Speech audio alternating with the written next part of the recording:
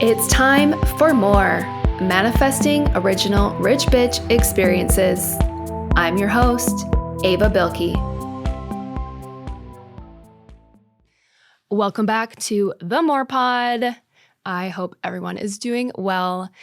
Two really exciting updates today. First off, we are adding video to the podcast. So this is one of the first video episodes with full video. It's going to be available if you want to watch exclusively on YouTube at the More Pod. So that is our first order of business. Be sure you go and subscribe and you can watch us chat, which is fun. Everyone likes that.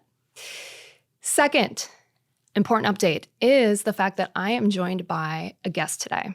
So I am super excited for today's episode. Joining me is Lorene Chesley. She is an actress and creator who hails from Washington, D.C. She's the author of the Perfectly Imperfect Christian, which is currently being turned into a dramedy series called P.I.C. She is an Aries Sun, Pisces Moon, and Taurus rising who loves the adventure of life. Lorene is also a really great friend of mine and has some of the best energy of anyone I know. So I'm so excited that she is going to share that with us today. We're going to have a conversation about the life of an artist and creativity and her lifestyle and balance and how that all comes together. So without further ado, Lorene Chesley, welcome to the More Pod. Pew, pew, pew. The More Pod, Mama, I made it. You made it. I'm so happy you're here. Thanks, girl. You've been a listener. Yes. And a good friend for a while now. So I'm very excited that we are doing this. Me too. Yay! It's going to be fun. Fun. I know. And the funny thing about like researching your friends is like you'll find out new things about them on the internet after the fact. So when I was Googling you. I was like, what do we find out? Well, when I was Googling you for my, I'm doing my research. Come on. Because she's a good, research podcast I know. host. Mm-hmm. Do you know that you have like a full Google profile? Yeah, I think so. It should. Yeah. Okay, but Google also thinks you're a journalist. Yeah, I don't know why on earth. My hypothesis is because you've played a journalist. That makes sense. I have. I played a lot of journalists and reporters. Yeah. So they're like, you're a journalist. I really, really enjoyed digging into your Google profile. And I'm like, I just have to that's just a little fun fact before we get in today. But that was really cute. So you are a professional actor. Yes. And I'm newer to LA. So for me, I'm like, that's a job? I'm like, what? That is real? And obviously, yes. I've seen your work. You're so talented. But it's I think a lot of times people outside of the industry think it's just an obscure, what? People actually do that? It's yeah, you watch them all the time. But I'm just so fascinated with, your life and how you live your life as an artist because it's just so unique. And I also think that a lot of people veer away from creativity, whether it's their own personal creativity or even pursuing a career in the arts because it just seems less laid out. You know what I mean? It is.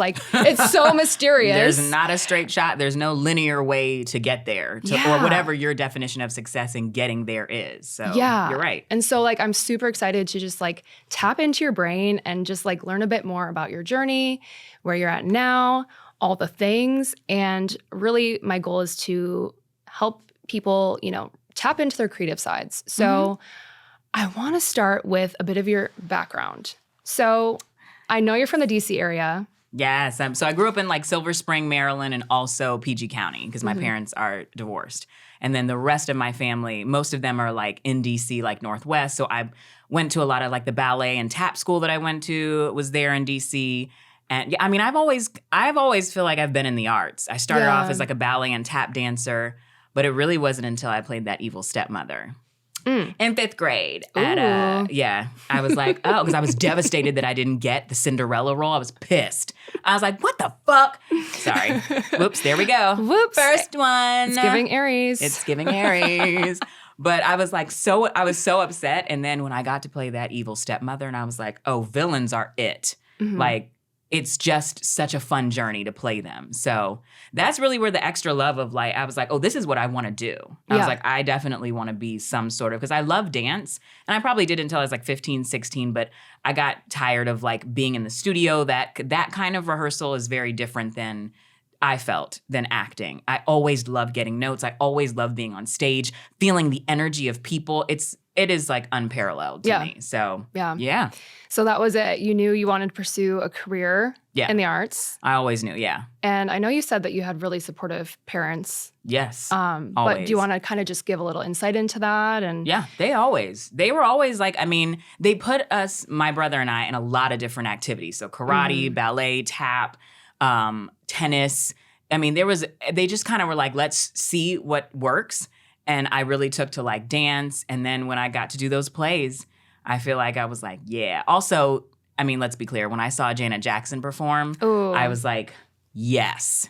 There was something about how she could command, you know what I mean? She could just command the room. And again, I feel like it's a part of who I am. So they kind of knew that, and they were like, you will like get your degrees in it.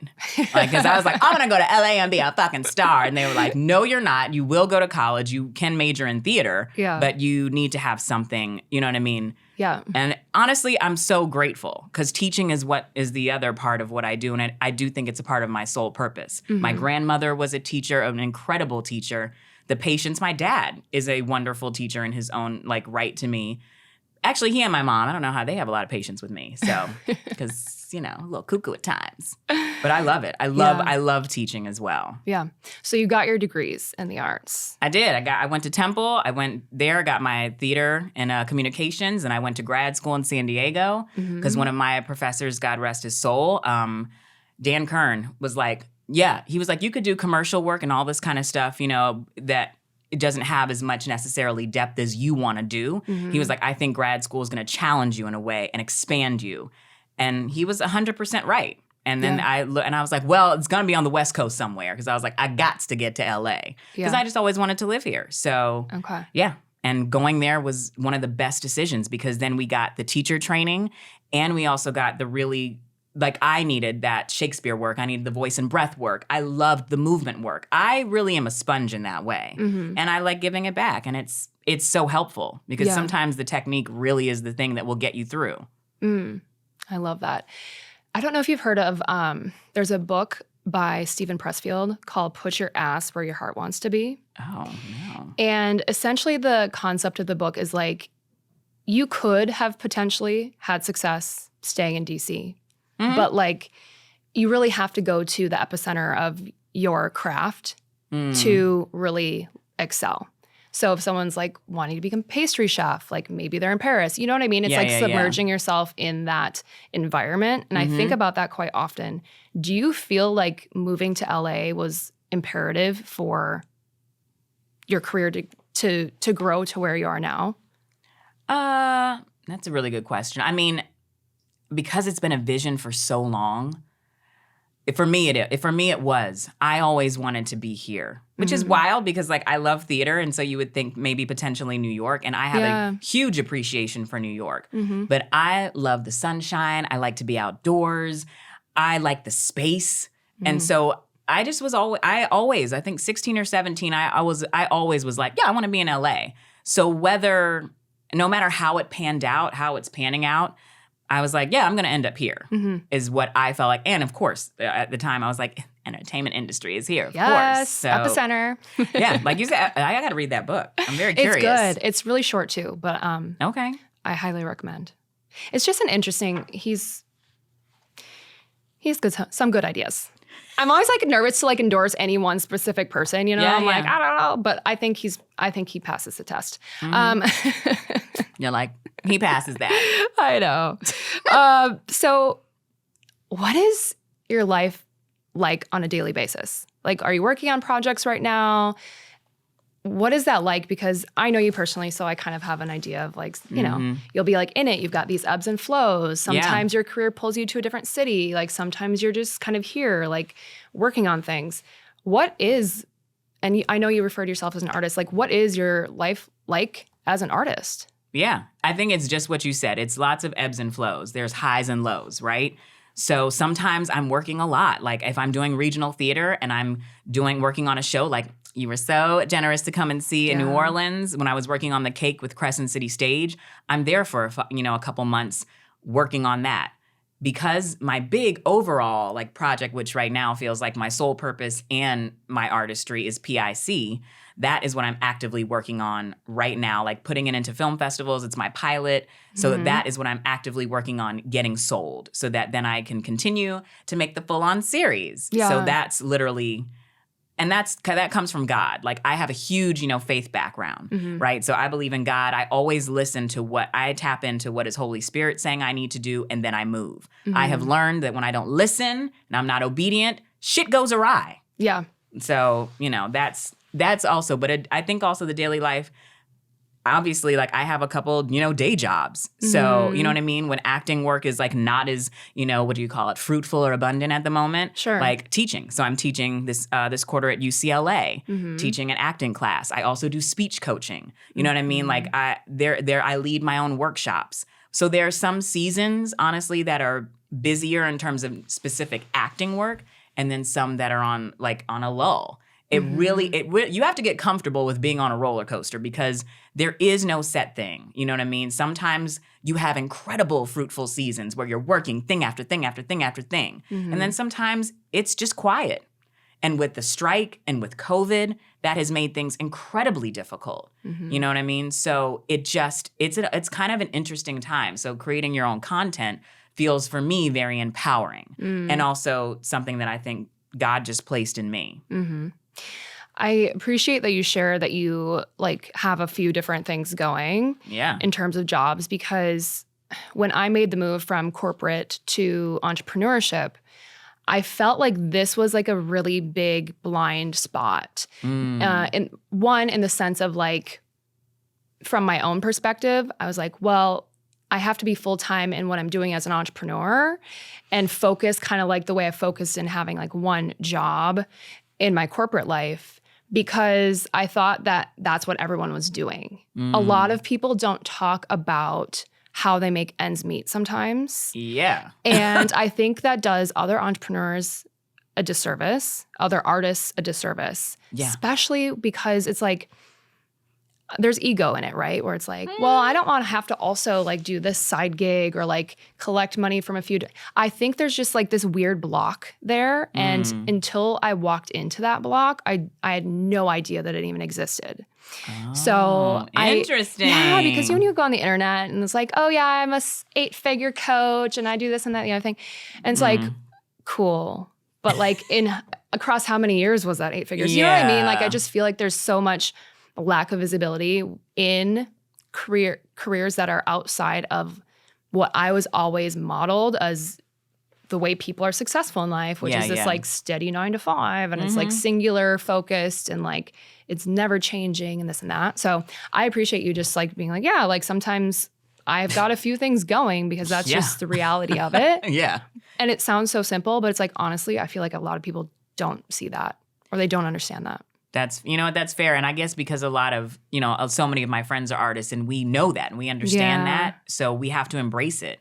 And it's interesting because just to dip a toe into the human design of it all, right? Yep. I'm not a manifesting generator where they get lit up by doing all these things and lots of hands in the cookie pots. I actually don't like that. I prefer to just focus on the one thing. Yep. But life be lifing. And so, you know what I mean? As an artist, I have to figure, you have to figure out ways. You get support from other ways. You know what I mean? My family is very supportive of me. There's no way I could do this career without the encouragement, without the support emotionally, financially, without them. There's just no way. I mean, literally my family travels. You saw when you came. They will come to whatever city I'm in, whether it's Boston, whether it's New Orleans, whether it's, of course, at home.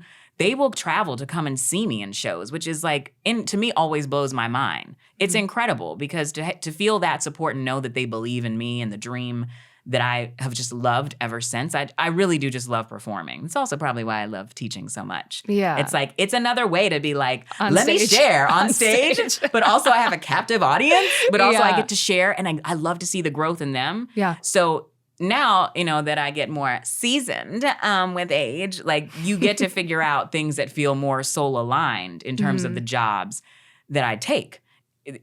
Whether they're day jobs or whether they're actually artist work, because sometimes the power of no is beautiful. That's all I'm going to say on that. That's a good one. Yeah. The power of no is beautiful. We talked a little bit about like traveling to like your family travels. I saw you. So when you were in New Orleans back in June, you were starring in The Cake with the Crescent City Stage, right? I love them. In New Orleans. And I went to New Orleans. Listen to her episode, y'all. It's so good. If you haven't heard it, it's the one called Haunted Hotel Experience in New Orleans. So you were kind of like, you had a front row seat. I really did. You had a front row seat to that haunting. I had a front row seat to your work in the play. Thank you for coming. Yes. I mean... Because that was a wild time. I felt so bad. I was like, wait, what is happening? I don't know. I was like, man, this made such a great story that it was absolutely terrifying. And of course, it's like one of those trips where it wasn't just like 24 hours. I was there for like 3 nights, 4 days. And just like... It felt like you were there longer. Yeah. Yeah. It was a lot. So if you're interested in haunted hotels, haunted experiences, check it out. But yeah, I did get to witness, your family coming to support you, and your brother was there and he was so awesome. And you had friends from all across the country and town. And I can just imagine that that's so encouraging. Yeah. And I think about like one of the first things when we met that I like recognized or saw in you was like, you just have this you have huge energy, but you have like the most positive spirit.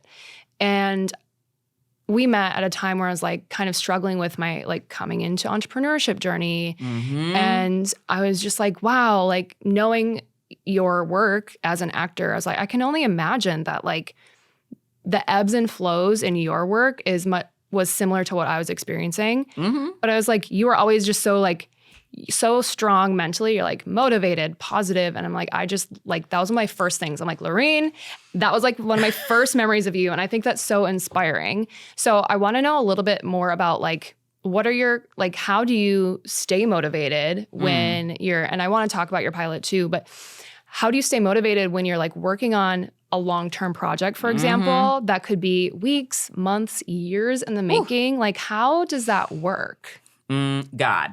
Okay. Literally, my faith is it's grown. To be honest, that's probably also why I have such a huge love for LA. I was reconnected to God, to my spiritual family, my faithful family here. You know what I mean? Like it's wild because I grew up Catholic and that just did not resonate with me. And so then leaving when I went to college or whatever, and I was like, And then I like dipped a toe back in, I think in like grad school a little bit, but it wasn't until when I came back to LA and I actually found one church in Pastor Torre. He was the one. We were in a small box. This was initially in like North Hollywood. Now, obviously, one church and the Potter's House, they're all connected. And I've grown, and there's so many different like preachers that inspire me. But my faith is what keeps me going. I run a prayer group for women in the entertainment industry, and so we can be vulnerable, and we can say, okay, what the fuck is happening right now? I don't understand, or I'm feeling, like even the book, my pilot's based off of the book. That book took so long to actually get produced because I am someone who is like, I'm a good starter, Aries. That little Aries bitch comes out and I'm like, let's do it. And then 10 I'm like, new projects starting now. And then it's like, ooh, finishing them though. So it's very tough. And I was like, I had to really, it took like a couple years. The writing of the book took nothing. Okay. Nothing. It was basically like I journal a lot, but then actually getting it, producing it, going through the different stages, and I self-published, and it took like a couple years. And I was like, ugh. But once I finished it, I was like, I did it. You know what I mean? So I have to remember to like really focus and just pray. And it's okay if it takes longer. It's okay. Yeah. This pilot thing has taken basically we started it initially in 2020. We did the first reading of it. In 2020, we did at the end of 2020, we did the fundraiser. 2021, we filmed it. 2022, 2023 was editing. It took a long time because I was doing projects in between. 2024 is finally when I feel like I was like, okay, I'm submitting it to film festivals. I'm doing all, I don't even know what the fuck. I just want to get it sold and I want to be able to see it out there in the world. Yeah. Right? But it's years. And and it's okay. Sometimes I'm like, this is just sorry. I'm just gonna have to release things for a second in the time frame I think it should be done. And but I have definitely prayer group it's amazing to hold me accountable. And I make sure I have a solid practice. My morning practice, which from ND, it just helps me to keep me accountable but grounded. Yeah. Yeah. That's awesome. So really like 4 years.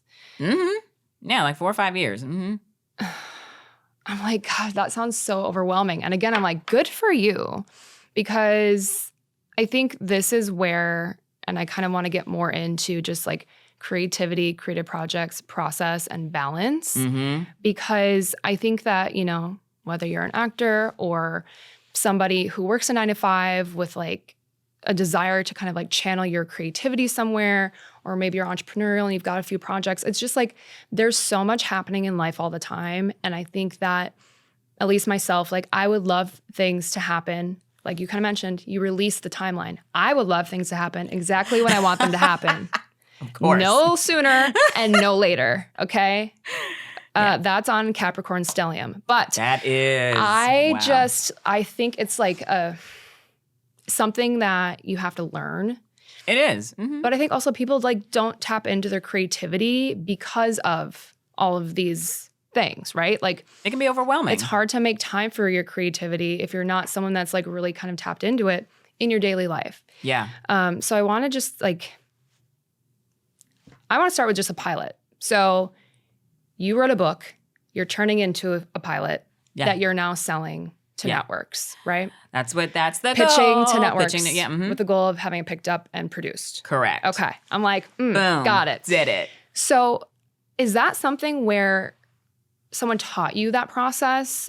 Or like, how do you learn? How do you even like start? Because I feel like one of the big things with creative projects is like, well, I'd really like to do this, but I have no idea how to do it.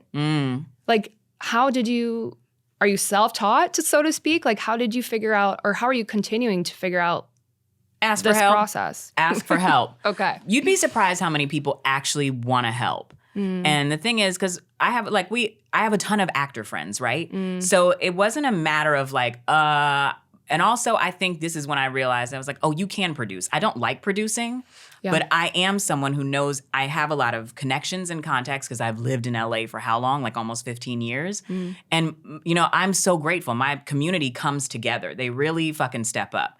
So, but here's initially how the pilot, after the book, that was it. I was grateful to put it out, right? But a lot of my friends and other people that read it were like, God, this reads like a movie, or it kind of reads like a TV show. And I was like, oh, ding, ding, ding. And I was like, okay. And I was like, I'm not really like a writer like that. And I was like, who can I enlist to help me with this? My girl, my bestie, Liz Jenkins. Okay. She's an incredible writer, wonderful comedic and dramatic actress. And so she was like, she like pushed me away at first. She's like, I don't know anything about faith. I don't know anything about like Christianity. And I was like, I don't care, bitch. I was like, but you can write and you're funny. And I was like, we're going to do this together. And she was just like, and I was like, look, I really don't accept no for answers a lot of times. So she helped me to write it. We did the reading of it. And then so from there, we kept on like kind of crafting it. So I enlisted help. Right? And then you know what I mean? Like there are so many other creative like soulmates and stuff that I had, but I reached out to people that I thought, that would want to help and want to serve in that kind of way and believed in the story that I was telling. So that's how essentially I was like, okay, I want to work with this person. I want this person to be it. When we were writing it in our heads, I had specific people in mind that I knew could do it. So that's kind of how the production part of it came together. And I'd never produced like a pilot before, but I had filmmaker friends who did. And so my boy, Chris Vanderhorst, who I've worked with a long time, my DP, and like incredible, he grabbed some people and he told me about that. Going through SAG was a whole learning curve. You kind of learn on the go. Yeah. You learn on the job. And I was like, oh, I'm going to need to get this thing. And filming during COVID was a beast. Oh, gosh. I mean, I can't even. I didn't even imagine. realize. I was like, oh my gosh, I'm going to need to have this much for the budget. You just really learn on the go, reading a lot of things, talking to different artists who have done it before. You'd be surprised how many people just want to share the wealth. You know what I mean? It's surprising. Like the humanity is not lost. That's really nice to hear. Yeah, it can feel like it sometimes, but it's not. Right. Well, it sounds like network is huge, right? Yeah, so community network is really huge. Yeah. Right. So building your community because, well, even I'm like, hey, do you want to have a conversation for my podcast? Yeah. I'm like, this is cool. And it's it's so true. But I think sometimes I almost overthink networking too, because it's like, well, where do I go and who do I meet and who do I want to meet? It's so weird. But I think the more you kind of broaden up your perspective of that and to hear you also say people are willing to help, I think that's just really encouraging, especially if you're someone that doesn't really ask for help. Yeah. You know what I mean? So it sounds like you've just been figuring this out step by step. Yeah, literally. I mean, I wouldn't have even put my stuff to think in film festivals. I didn't know the next step. I was stuck after making it. I was like, I did it. I'm proud of myself. We filmed it. We edited it. And my director, Deshaun, was like, are you going to put this in film festivals? What are we going to do? We got to generate some buzz. And I was like, oh, I hadn't even thought about that. And he was like, yeah, there's things that you can specifically do for pitching your pilot. There are things for this specific thing that you're doing. And I was like, you know what I mean? Yeah. So you literally have to take things, who is it? My girl Kiana and I always say it's just one foot in front of the other. Yep. Sometimes, because it is overwhelming. But if you just think about one little thing, one tiny thing you can do in your creative, career, one little step that you can take today, it is helpful. And you are taking that forward action. I'm also someone who loves action. Yeah. That's the Aries again. Yes. It is really nice to have you in my network because I'm whenever I need someone to just light a little fire under my ass, I'm it could be Lorene. Oh, yeah. It could be, and it probably will be. Yeah. Because that is definitely, not everyone has that. And so it's nice to tap into that. Just so you know, it's nice to tap into your energy from time to time when it's just do things. Because I think some people are very natural self-starters and some people they're a little more, they need a little push. Or I understand because sometimes people want to think everything out, you know what I mean, and make sure that they have it logistically. I get that too. Yeah. Because, that's also gotten me in hot water. I'm I'm just going to fucking go. And then it's so what you doing next though? There are 10 questions you haven't thought of answers for not yet. at all. You're not at all. Yeah. Okay. So do you think, continuing on with this, do you think that every creative project is meant to be finished? No. Yeah. I've started a lot. Trust me. I had another one about my car, Just Us Two, that I had done that I think I had raised funds for initially and then transferred it over actually to the book or some. I've started so many things and that I've got ideas for once P.I.C. takes off, I have them in the background. But yeah, not everything is necessarily meant to be finished. Right. I don't think. It's okay. Yeah. And it's okay to say no. That too. I think too, personally, I'll get kind of stuck in well, I've already put so much effort into this, or I've already gotten so far with this thing. It almost feels you turn on a horrible movie and you're but I have to finish it. You're I have to watch the end, even though I don't want to. But you don't. You don't. You can always press pause. Stop. Permission to press pause because yeah, I do have a harder time with that. So I find it interesting because I do think there are, some ideas you kind of have to activate on them to realize that, oh, maybe it isn't as viable or maybe you aren't as excited about this project or concept as you thought you were. Yeah. But sometimes also I'm I think there's value in just writing an idea in your journal and never looking at it again. Yeah. It just needs to be kind of transmuted or something. It needs to move through. Yes. And it's all right. Do you journal a lot? Yeah, I do morning pages journaling. Me too. Do you? I love it. Every morning, 3 pages? I listen to my worship music and journal. Yeah. That's a part of the morning practice that I do. Yeah. Yeah. Good ideas, bad ideas. Whatever. I usually gratitude. Grocery list. I hate the grocery store. Water, lemon, apples. What else was I thinking about? Yeah. I use mine for multi-purpose. Yeah. Let it flow. You're no, creative concepts. I mean, whatever floats you. But it's also just good to get it out. It is. I feel like it's really healthy to get it out. Yeah, absolutely. Where do you look for creative inspiration when you're in a lull? That's interesting. I don't actually, to be honest, I don't ever usually feel like I'm in a lull. Oh, okay. I feel like there's always something swirling. I will say that. I don't feel like I'm someone that's like, I don't have an idea. I've always got shit in the back of my brain. Yeah. But that's why I like watching different shows, going to different art exhibits, talking with other friends, getting out. I love like traveling. That's why I love hearing about all your stories, Ava. Yes. Your recommendations. I just went the other weekend, like I told you, to Palm Springs, like getting a different perspective. But I will say, I feel like that is how you can sometimes get out of, if you're in a like creative rut, get out. Get out in some fresh air, get some sunshine, get a new perspective. It just helps to shake out your shit. You know what I mean? Move. I'm someone that has obviously a lot of energy. I have to move. If I'm not doing some sort of physical activity, even like a little bit every day, Right. it's not good for me. Like it doesn't feel good in my body. Not everybody is built like that, which is totally fine. But know thyself. Get to learn thyself and see what helps. But anytime I don't really feel like there's a ton of creative lulls. I feel like I've always got ideas in the back of the head. It could be my little Pisces moon that just is like always thinking. You know what I mean? And it's got the creative juice. Yeah. And my brother and I have projects that we want to do together. Like, it's very exciting. I get excited about who I want to work with and things that I always think big picture, even further ahead. I love that. I think the environment piece, like moving, getting out of your norm, my preference is obviously booking a flight. Yes. Book that flight, travel. If you can.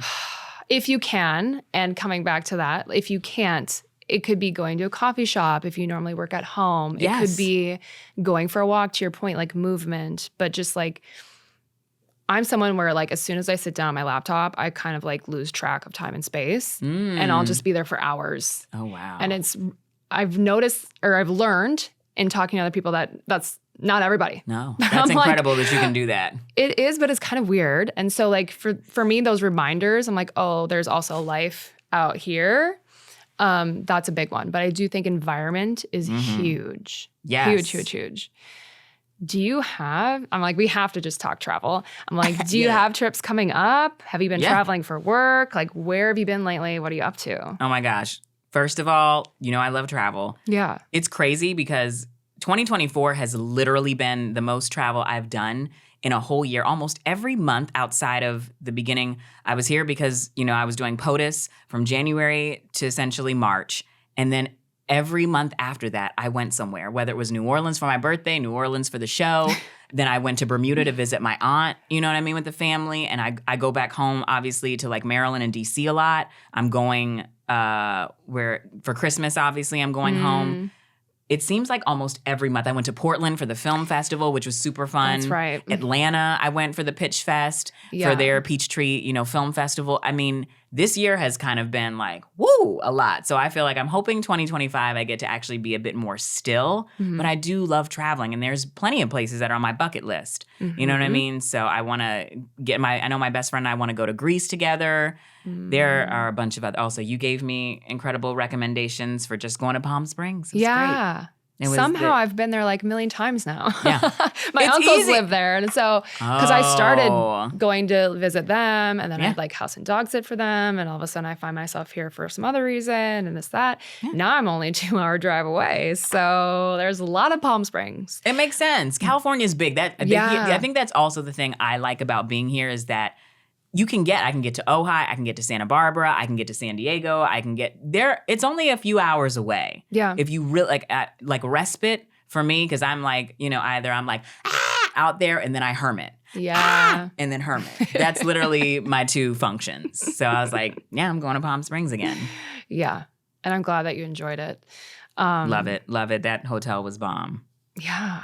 It's a good one. It's a real good one. Palm Springs is that. And the interesting thing about travel and recommendations is that like everyone travels a little differently, and this is really important when you're going with friends or other people because if you have different preferences, like are we booking the 5-star hotel or are we booking the yeah like those are just very different preferences and they create very different experiences. Yes, they do. So like, what kind of traveler are you? Are you? Yeah. Yeah. Are you an itinerary like girly? Right. Are you someone who likes Ooh. to relax? Like, I love an itinerary. I like to plan shit out and be like, ooh, I'm going to do this, and take advantage of the day. I like to eat real good. Yeah. So we're going to good restaurants. But like, you're right. It's very interesting. Also, the fact that I love when you guys have to listen to the New Orleans episode, but the fact that like I'm obsessed with that city. I love it. As soon as I touch down there, I feel like very at home and a warm embrace. And you were like, absolutely not. Like, it's so interesting that I was like, I like the hot climate. I like the humidity of it all. Oh, it was so humid. It was so humid. You actually told me it was the most humid you had ever felt it there. It was that To be time. fair. To be fair, it was. You did come in the summer.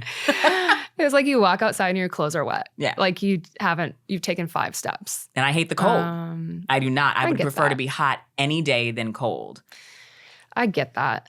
For me, I think it's just like the South is just, I've had experiences in Atlanta. I'm like, what the hell? I've now had an experience in New Orleans. I'm like, what the hell?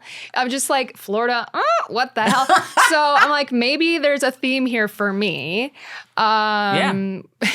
You're like, Can't say I haven't tried. you're like, I've been. You're like, I explored these. Well, that's what's good about also your podcast and like traveling and experiencing different cities and seeing what resonates with you and what doesn't. Yeah. Yeah.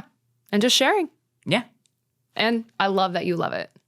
Oh yeah. No, I know. It was great. It was great. I never take offense. That's the thing. Everybody's so different. Yeah. Yeah. No, but we had some good meals. Yes, we did.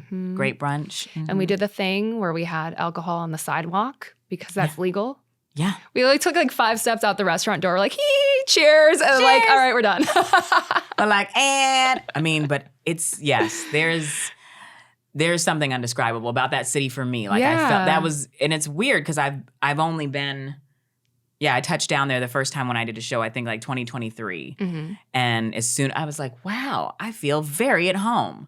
It was really interesting. So yeah. I understand that. And I feel that way about certain places too. And like for me, London is one of those places where I'm like, even the first time I had been there, I'm like, I've lived here before. It's just that old past life almost kind of feeling. But that's why I think you should get your locational astrology done. I have to get it done. Because that will tell you like how you're supposed to resonate with certain areas based on your birth chart. And that is fucking cool. I do need to do that. Please, like, let's regroup when you do that. And we can just like nerd out on our locational astrology lines. Let's do it. Okay. I want to hear. Yeah. All right. So that is so fun. We've mentioned it a little bit, but I want to ask you about your pilot specifically. So do you want to give us a little summary about P.I.C? What is it? Yeah. What's the synopsis? And like, where's the process at now with this project of yours? And what's next? Well, P.I.C, I love it. It's my passion project. It's my baby, but it follows the story of Layla, who's a ratchet Christian. Okay. She loves the Lord and she loves dick. Okay. And so you follow her on this journey basically and see how she's kind of thrust in this prayer group that she ends up leading. And it's all kind of women that are, some of them are very wary and judgy. Some of them kind of embrace her, but we're going to see throughout the series how each of these women like evolve, how they gel as a group, and also how they find, their sense of self and their center through the love of God and each other. So it's something that's, we'll deal with all the kind of universal themes: shame, guilt, fear, freedom, love. We'll get to explore that throughout the seasons. So I'm very excited. And right now, I'm literally in the like, okay, let's see, where can I get it? Where is it going to land? And that's when you have to also have trust. You have to have the trust and the faith to know that like, it might not resonate with everyone, but it will land. I have such faith that God put this vision in me that it will land somewhere specific that is supposed to land and that will resonate. Because it is my testimony, right? I am like an imperfect Christian who lives this life to the best that I can, and I fail and I succeed, and I try to do it with empathy and grace, and that's not always the case. I'm petty too, what I mean? I am quick to anger. I'm not slow to anger. I'm quick to anger. So I'm always like making sure that I'm like, okay, like younger Lorene in her little Aries unfiltered bag was a hot one. But, I've seasoned and matured a bit. Yeah, you have. And I think that's interesting too, even just like I've watched at least like the version that's available on your website of like the... Oh, the trailer? Yeah, the trailer. And And, obviously, like, I've absorbed things with just, being your friend and kind of like listening to you. And I think something that, like, for me, in my background, I'm not religious. I wasn't raised religious.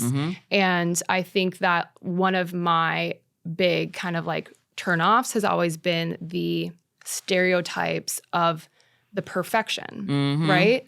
And so I think that any religion, any, kind of ideology can either be like very empowering or also very like limiting, depending on what circle you're in, you know, like who you're around. And so like, for me, a lot of times I'm like, oh God, like, like, I'm like, well, that's not me. But also like, I think that the fact that even in the title alone, it's like perfectly imperfect. Yeah. It's just a fresh perspective, but it's also like, maybe the reality and not just like the outer perceptions of like following something so rigidly that you can't be who you truly are. Yes. So I think that's really interesting because, and like necessary, right? Because like there's just so many stereotypes about everything. Yeah. And guess what? That's why I say I feel like I try to make it's niche and universal. Yeah. You know what I mean? So whether you are like super religious, not religious, spiritual, whatever, yes, obviously like I love Jesus. You know what I mean? And that's your right. Yeah. But you know what I mean? But it's also, you know what I mean? And it's also, but I also feel like actions, you know what I mean? And being empathetic and loving and being open and embracing is exactly, when you think about really who Jesus was. That's what I'm like, yeah. So, yeah. Yeah. And it's a beautifully nuanced conversation as well, which I'm hoping to show through the show. Yeah. I'm hoping to be able to have those kinds of conversations and yeah. It'll be exciting to open up those doors and also have some fun because it's also animated as well. Yeah. So it's part live action and part animation. Oh, cool. And sometimes I think we can receive things when they're animated in a different way that when we're actually seeing like a live action with people in it, we can't. So, yeah. Yeah. So you've talked a little bit about the festivals. Yeah. Pitching. So your friend's like, well, you're going to pitch this to promote it at festivals. And I know you're recently in Portland. Yeah. At the Portland Film Festival. What was that like? How did it go? And I'm pretty sure you won an award. I did. That was a good learning experience again. Yeah. Because I consider myself an actor, right? And so this was the first time I was presenting my film, my piece as a filmmaker. And that was very bizarre to me because I know how to operate as an actor. It's who I am. And, it's interesting because my other girl, I don't know if you remember Court from our community as well. That's what I'm saying. Community is so beautiful. Yeah. She always, when she would do readings and stuff for me, she's an incredible astrology, like she pulls cards and she was like, you're more than an actor. Your spirit guide and your teams are trying to tell you like, you are more than that, girl. And so I think it was like a knock on the head of, oh, okay, yes, I have to step out.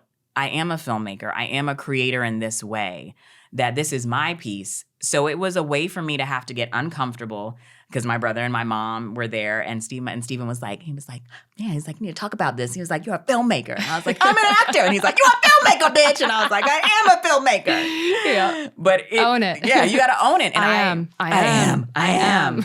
And I was like, oh, yeah, I am. Because I'm so used to saying, of course I'm an actor. Yeah. It's what I've done. It's who I've been, I feel like my entire life. And this is a different thing.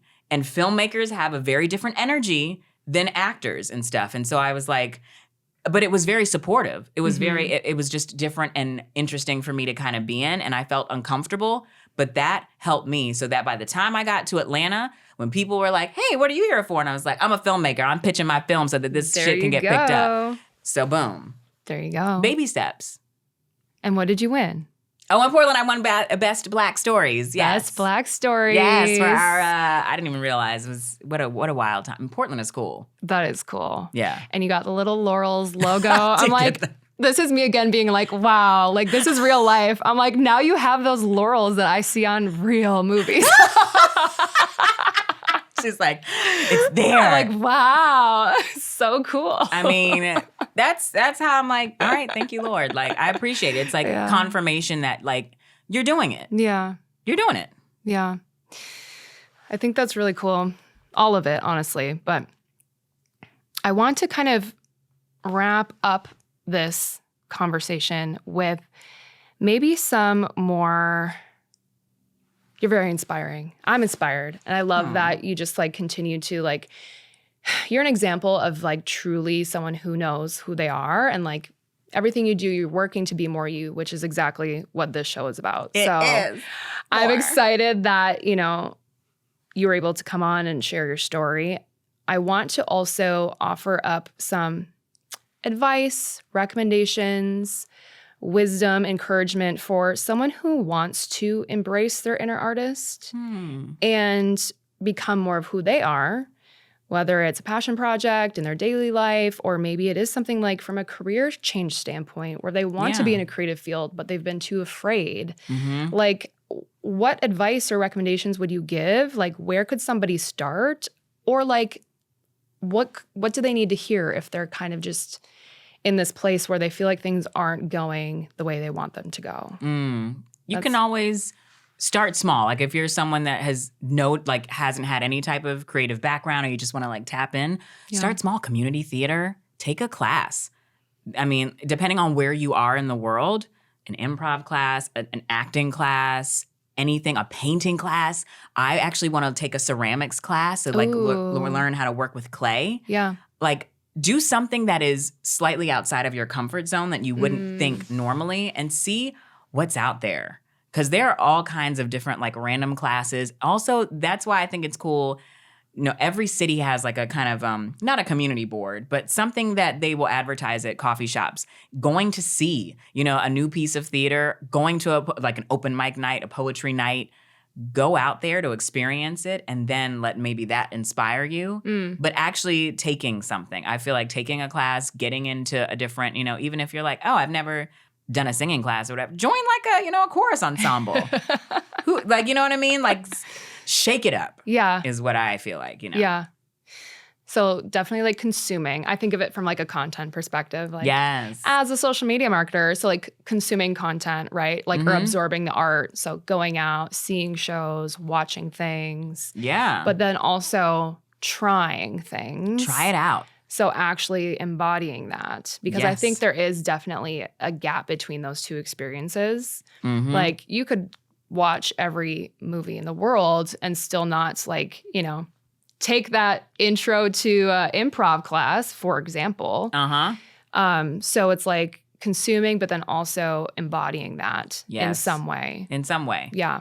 I mean, I feel like that's the easiest and the simplest step, the first step, is just to get out there and see what is offered, you know, depending on, again, like where you are, what time of year, but get out and, you know, try it. Yeah. What's the worst that can happen?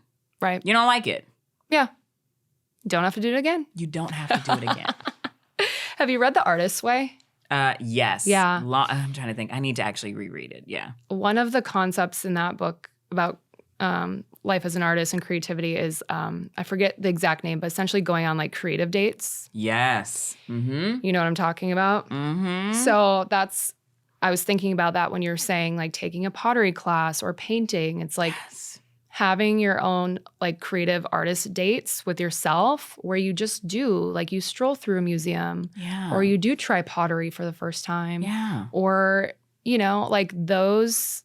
When I was practicing that, I felt, when I was reading the book, I was practicing that. I'm like, it's been a while. Me too. Yeah, like that. Let's go back. I know. Let's do it. Let's revisit The Artist's Way. But that practice, like, and like getting yourself just out of your comfort zone in one small little way, I do feel like it goes a really long way to like whatever that next thing is. Yeah. To, even if you don't have like a specific goal for a project, it's like just being in that creative energy. Because we are all creative. Yeah. But we tell ourselves sometimes that we're not, which is a huge lie. I used to tell myself all the time, I'm like, well, my dad's a great painter, I'm not. You know, like my grandma does crochet, I can't. So like I always used to look at other people's forms of creativity and be like, that's not me. I'm like, I'm not an actor, right? But it's like, I just bring that up because I do feel like too, sometimes we get a specific idea of like what counts as creativity. Yeah. And it's like, just like, everyone's fucking creative. Like, stop, you know? Yeah. And just do something. Anything. And then there's kind of that momentum, I think, from there. I wholeheartedly agree. Yeah. Snaps to that. Snaps to that. Okay. Is there anything else that you'd like to share with Morpod fam? It could be words of wisdom, advice, a travel recommendation. Oh, I love travel recommendations. Give us something. Well, get to know thyself. Mm. I spend a lot of time with myself and in silence. I love people, obviously, but I love alone time as well. Yeah. Get to know yourself and what you like. What are the things that light you up? And I do love traveling, and I understand it's not always like easy. Sure. But I will say, visiting my aunt in Bermuda, top tier. Those beaches, I hadn't been in like over a decade, which was really embarrassing. Okay. Because she's lived there for a very long time now. But so I will make that another consistent. I also need to get to Turks and Caicos. Haven't been there yet.